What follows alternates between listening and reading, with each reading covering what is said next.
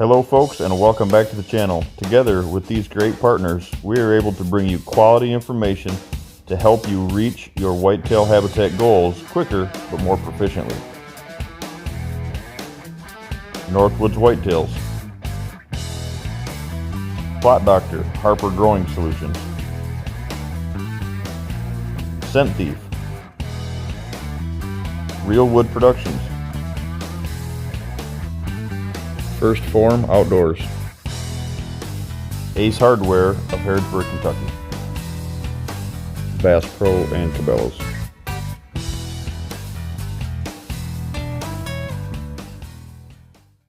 Hey guys, welcome to the farm here in central Kentucky. We're not going to talk extremely loud. Usually another month from now is when I start doing videos out here on the farm. We've got a little bit of season left here.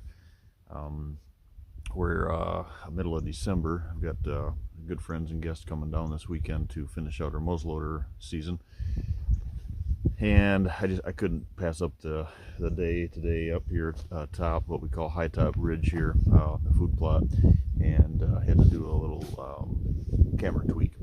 So up here today, guys, we're gonna talk about this. Can you over improve your property? It's a question that I get a lot of, and it's always a immediate yes from me. And this time of the year, I probably see that more often than any, where the problem starts. Right, this is where it starts. I understand that folks want to make their next step next year's season better. I promote that. You know, you've seen on many of the social media platforms, I'm always saying that next year's success starts now, right? But there's always a pro and a con, right? The con to that is the first thing that I'm seeing time and time again across every platform is there's many food plot platforms out there, or sites or pages, if you will, right? Through Facebook or whatever that is, Instagram.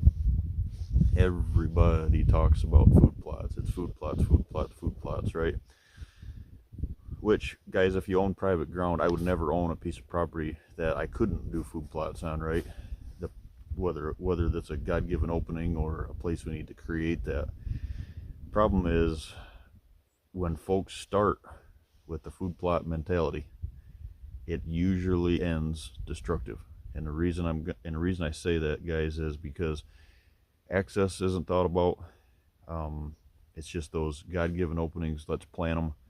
And this time of the year, everybody is starting to try to do, okay, what can we do? We need more food, right? How do we expand our food plots? I need more food plots. More is always better.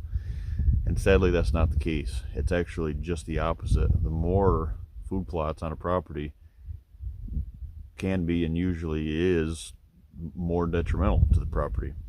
I would rather have a landowner have 0 food plots than have a food plot in the wrong place where it actually makes your hunting worse, not better.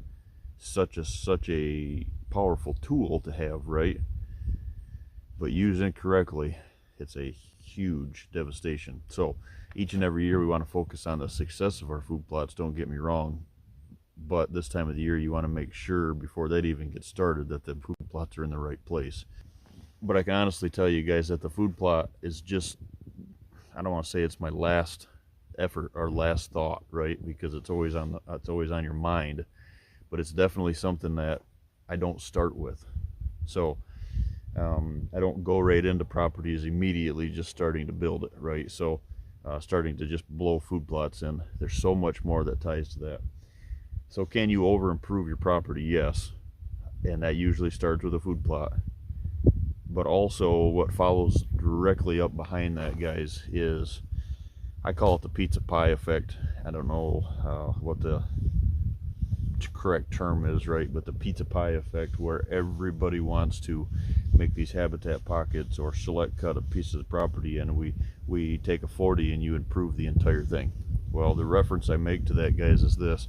At that point, if you're a turkey hunter, this will resonate with you. You might as well try to hunt a turkey in a 40-acre open field. If you've ever tried to hunt a field turkey, you'll know the frustration that comes with that, right? In the turkey world, right, the more pressure that they feel, the more, whether that's predation or us as predation as hunters, they go out into these open fields, and you better have your stalking abilities at 110% or you're not going to kill them. This is exactly the same thing kind of that I reference here with habitat on a property. A whitetail property is if you blow the doors wide open on it and you make, and I'm not saying that the habitat improvements that you're making aren't better for the habitat, but that's exactly what I'm saying can affect you. So when I say that, guys, I mean if you go into a property, a 40 or an 80, right? I use that as a reference a lot, but you know, you go into these properties and you make the habitat correct, you burn, select, cut it from top to bottom, side to side, you've just spread your habitat across the entire 40 or 80 acres. And good luck trying to hunt it. You better hope that you have contour to steer deer, which most people don't take into consideration.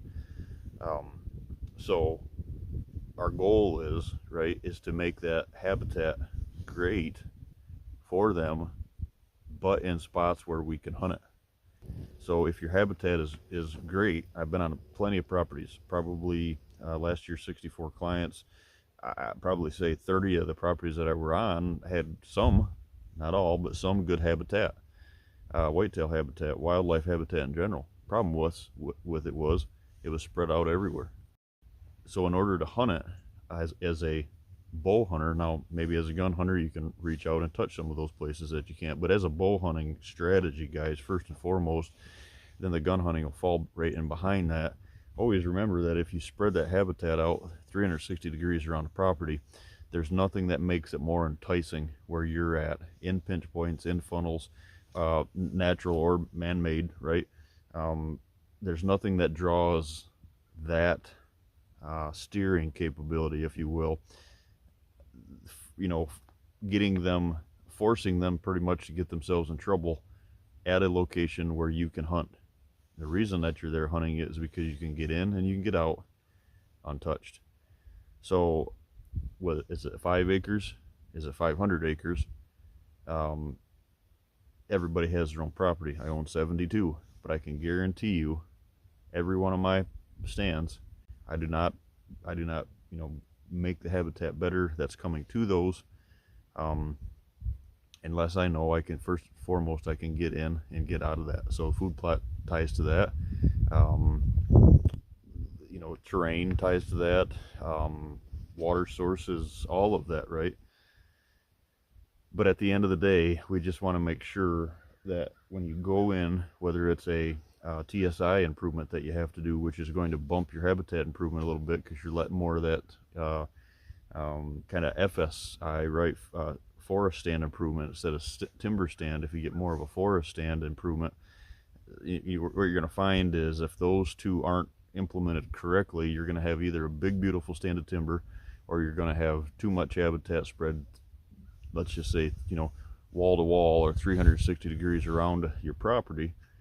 And if you could have it designed by someone such as myself, or learn from what we teach here on the channel before you go in and do that, you can actually, what I always say to the clients and my loggers is, I'm going to reach or exceed your log piles if there's cutting involved, right? But I'm going to do it in a way that we can deer hunt it. So most folks don't want to, you know, most loggers don't want to take the time to listen. They just want to go in and cut it. But if they look at it at the end of the day and my log pile reaches or exceeds their log pile, they're okay with that as long as they're not getting shorted, right? So my property here, guys, is a perfect example. I had this cut the first year that I was here. I can't remember how many board foot we took, but we took a bunch of maple and we took some walnut, a few oak, had some big poplar left. We took that, and the gentleman that cut it for me was scratching his head like, there's like another $5,000 worth of timber on this place. Why don't you want it cut? And that's the reason why. If I would have cut that, it would have interrupted my access because I would have made the habitat too thick to the outside and or locations where I'm getting into. Now, ridge country, your access isn't always to the outside, right? So all those areas are strategically designed and strategically done before the chainsaw starts. So yes, you can over improve a property, and yes, usually it starts with folks going in and just doing food plots. But even the timber side of it, or even the chainsaw work side of it, guys, make 110% sure that you are making it good, enhancing the areas that you can hunt, so you're not spreading out too much of the wealth, because it can be great, it can be good for the habitat, don't get me wrong, you're building more habitat, you're probably going to draw more deer to your property, but can you hunt it? There's not a reason for them to be there when you're there.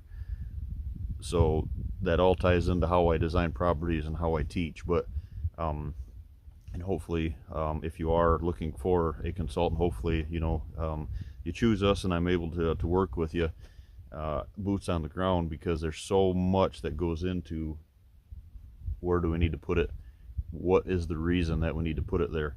Yes, it's great to build habitat, yes, you're enhancing the property, but are you enhancing it in the wrong places where it's so good for them that it's hard to hunt them? They don't have a reason to be in the spot where you can hunt them when they want to be there. Put some thought into that, guys. Always use this time of the year to start looking at what you got left, and I'm all about building better food sources, right? Better browse and better food plots. Just put a lot of thought into where we're doing those first, and trying not to make the situation worse by thinking you're actually making it better.